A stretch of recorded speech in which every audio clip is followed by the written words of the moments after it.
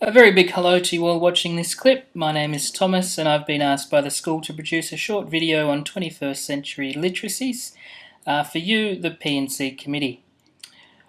Words such as multimodal, multiliterate, radial reading, pedagogy, authentic learning and so on offer very little insight for you at this time.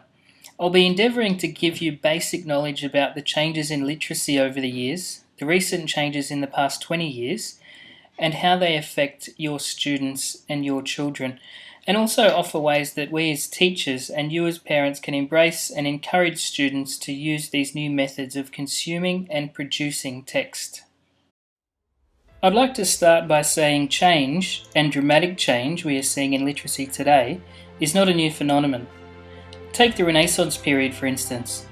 The catalyst for this change owes much of its success to the surge in literacy rates due to the arrival of movable type printing, invented by Johannes Gutenberg.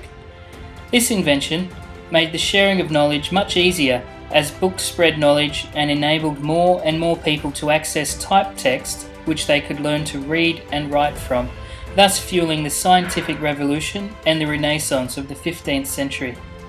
Currently, the change we are seeing in literacy are very relatable to those seen in the 15th century, but we are now replacing Gutenberg's printing press and producing books with computers and technology, to use that term very loosely, to produce a myriad of texts which include video, audio, photos, emojis, all of which can spread to any part of the world faster than you can say Gutenberg.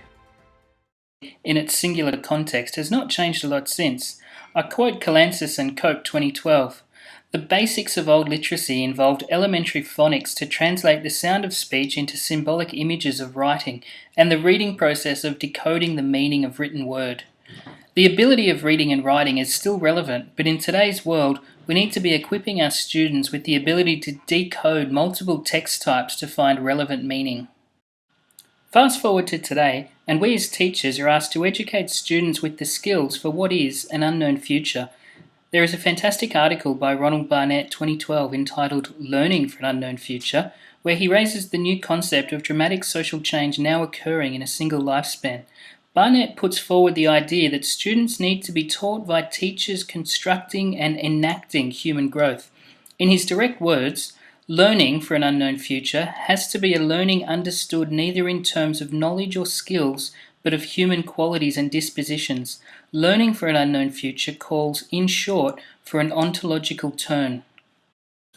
Ontological basically means the ability to make connections between concepts and ideas in a given knowledge base area, an idea that is becoming more and more relevant with the rise of Google. We no longer have a single literacy, we have multiliteracies where students are required to understand linguistics, visual, spatial, gestural and audio modes to be able to be an active and successful member of our current day society. Our students are digital natives, already participating in the viewing and production of all of these modes of literacy on a daily basis via technology such as Facebook, Instagram, Spotify, Twitter and live broadcasts. So what does it mean to be literate in a world of 21st century multiliteracies? This question is best answered by a quote from Leslie Wing Jan from La Trobe University, who says, "Literacy has to do with having the skills and knowledge to create, locate, analyze, comprehend, and use a variety of written, visual, oral, and multimodal texts for a range of purposes, audiences, and contexts." Wing Jan, 2009. The key point from this quote is create, locate, analyze, and comprehend.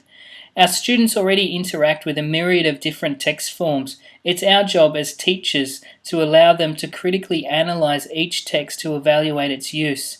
It is this evaluation of text which requires students to work with multiple texts, and as Barnett 2009 tells us, brings students to a sense that all descriptions in the world are contestable. To ensure students become literate in our 21st century society, we as teachers must ensure we promote and design classroom activities that allow students to experience, conceptualize, analyze, and apply their knowledge over various forms of multimodal texts.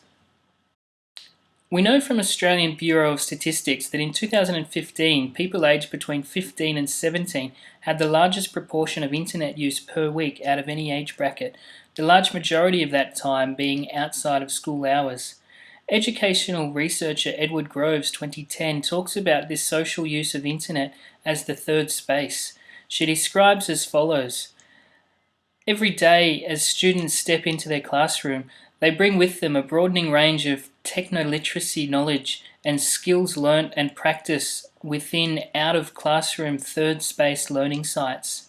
She goes on to say that teachers need to align their teaching practices with students' current intake of technology to capitalise on the third space of educational learning.